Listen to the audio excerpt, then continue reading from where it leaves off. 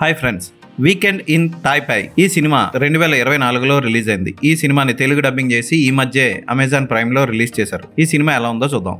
John, జోయి ఇద్దరు ప్రేమించుకుంటారు. అయితే అనుకోని పరిస్థితుల్లో జాన్ ఎవరో తెలిసిన తర్వాత వాళ్ళిద్దరూ విడిపోవాల్సి వస్తుంది. 14 ఏళ్ల తర్వాత జోయి క్వాంగ్ అనే ఒక డాన్ ని పెళ్లి చేసుకుని రేమండ్ అనే కొడుకుని పోషించుకుంటూ ఉంటుంది. ఈ రేమండ్ క్వాంగ్ కి పుట్టాడా, జాన్ కి పుట్టాడా? అలాగే రేమండ్ డాల్ఫిన్స్ ని కాపాడడం కోసం పెంపుడు తండ్రి క్వాంగ్ కి ఎదురెళ్తాడు. ఆ తర్వాత ఏం జరిగింది అన్నదే కథ. హాలీవుడ్ సినిమాల్లో కొంత రొమాన్స్, కొంత సెంటిమెంట్ కూడా జోడించి తీసిన సినిమాల్లో ఇదొకటి.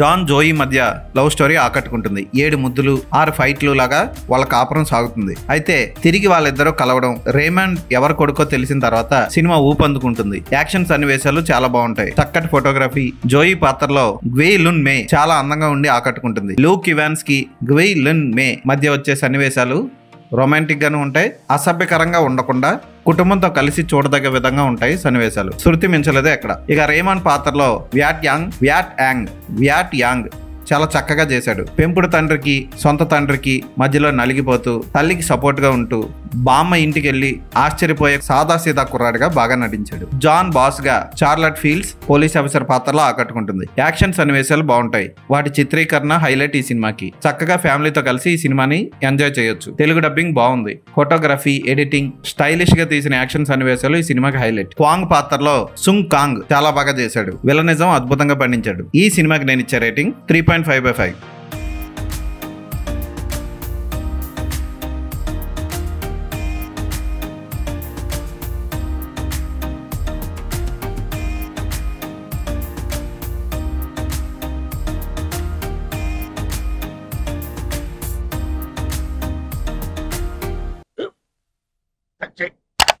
స్కూల్ బెంచ్ లాగా ఎంత గట్టిగా ఉందోరా?